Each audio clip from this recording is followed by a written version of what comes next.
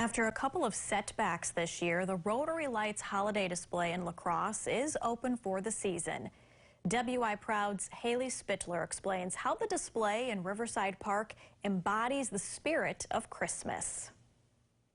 La Crosse's Rotary Lights display has been lighting up the Coulee region since 1995, starting after a Rotary member returned from a trip to Oklahoma with the idea to create a display like he had seen there. And here we are 27 years later, and a much larger display than we ever imagined. Much larger, to the tune of 65 animated displays, 1,300 candy canes, 1,200 extension cords, and 70 electrical panels. We have purchased over the years about 3.5 million lights, and in the last few years we've lost 33 trees in the park.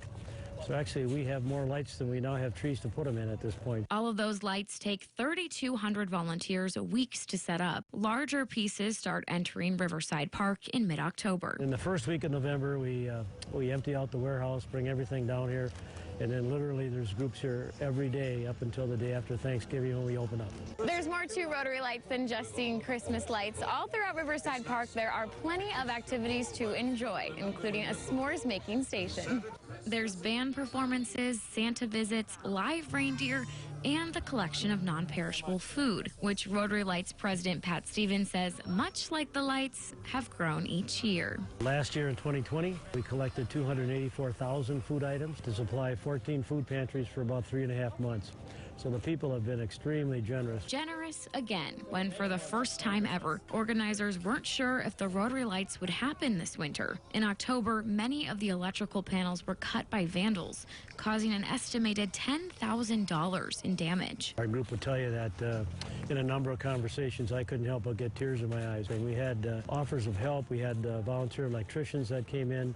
We got some financial contributions from 5 different states. Coming together to ensure the Christmas tradition continued.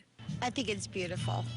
I think everything that's going on is perfect for families, for friends. We are just loving it. It's an incredibly beautiful evening, and the lights are magical. As you get into the 27th year, we're getting into the to the next generation and third generation on here, which is kind of neat as well. So little kids that came to see Santa years ago are now bringing their own kids. And for the people who think the lights are just for kids, well, the 50-plus La Crosse group would disagree. No way.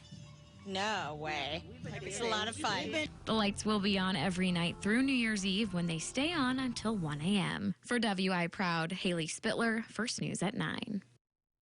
The community rallied together again for the Rotary Lights last week when for the first time in 26 years, the display closed for 2 evenings due to weather. That severe weather caused an estimated $40,000 to $50,000 in damage. Through volunteer efforts, the lights were back on by Friday night. Beautiful display.